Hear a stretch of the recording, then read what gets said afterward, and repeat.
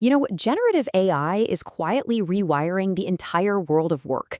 It's starting with the tools you use every single day, and it's scaling all the way up to the global economy. So let's dive in and see how your daily grind connects to a massive, multi-trillion-dollar shift. All right, let's just start with a number that's almost hard to wrap your head around. $4.4 trillion. That's the potential annual value generative AI could pump into the global economy, according to a huge report from McKinsey. To put that in perspective, that's bigger than the entire economy of the UK. I mean, it's just a staggering figure. Okay, so where in the world does a number like that even come from? It's not magic, right? It's not just pulled out of thin air. It's actually built from the ground up. It starts with these small but really powerful changes in the places we spend our time every single day. The frustrating parts of our workday. And believe it or not, it all starts in your inbox. Think about it. For decades, what has email really been? It's just a list of stuff to read, right? A passive tool. Well, AI is flipping that on its head and turning email into an active partner. And this is one of the first places you can really feel the daily impact of Gen AI on how much we get done.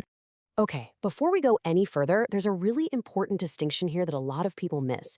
We've all seen AI assistants, right? Things like plugins, think Grammarly, that help you write better inside of Gmail. But a true AI app, that's a whole different ballgame.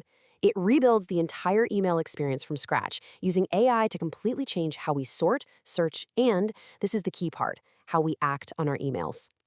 And if you look at the market, you can see these different apps are all trying to solve different problems. You've got tools like Superhuman, which is all about pure speed and keyboard shortcuts. Then there's Shortwave, with its amazing AI search. But look at that little checkmark there next to Philo for auto to-dos. That one little checkmark, it points to a massive shift in what we should even expect from our email.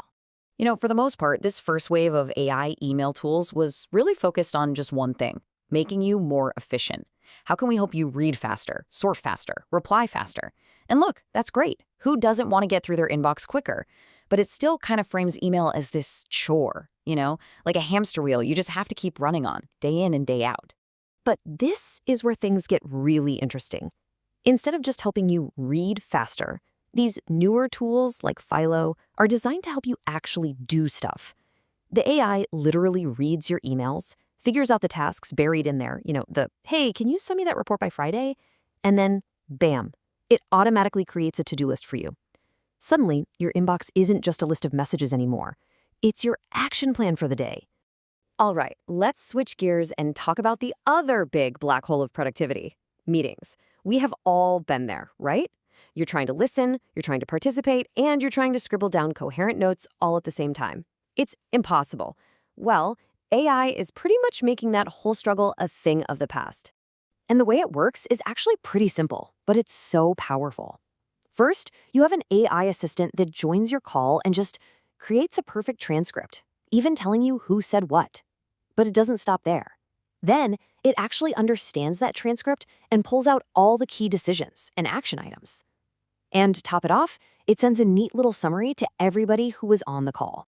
And just like we saw with email, different tools here have their own superpowers. Take Firefly's AI, for example. It's a total powerhouse for workflows. It doesn't just tell you what the tasks are, it automatically pushes them into the tools you're already using, like Notion or Slack or Trello. It really closes that gap between talking about something and actually doing it, so nothing gets lost. Then you have something like Read.ai, which takes a totally different angle. It cares less about what was said and more about how it was said. It's analyzing things like who's talking the most, what the engagement levels are, even the sentiment of the conversation.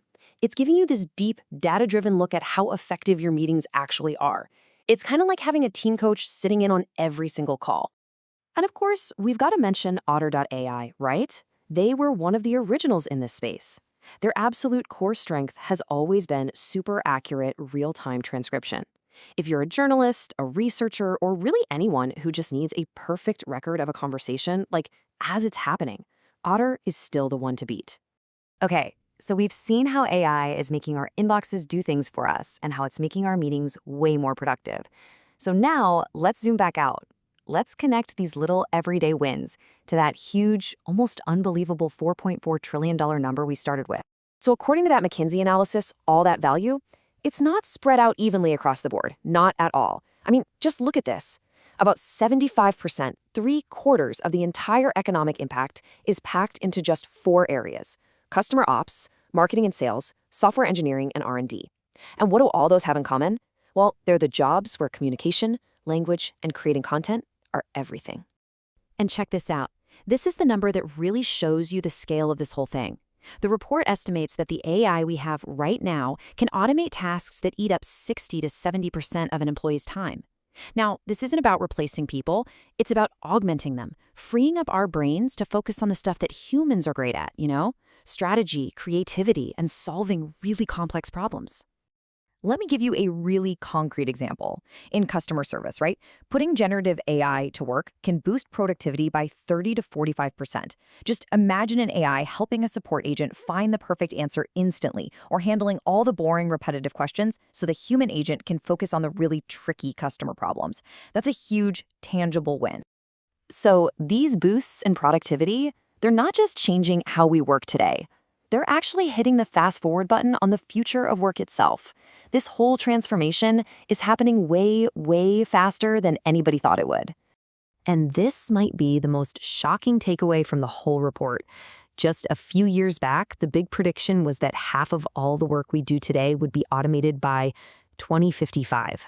Well, thanks to generative AI, that forecast has been yanked forward by a full decade. The new estimate is 2045. Think about that. The future is showing up 10 years early. So what's a big takeaway here? It's this. The whole debate about if AI is going to change our jobs, that's over. It's already here. The real question, the conversation we all need to be having right now, is how. How do we adapt? How do we learn to work with these incredibly powerful new tools? And how are we going to use them to unlock not just a bunch of economic value, but our own human potential?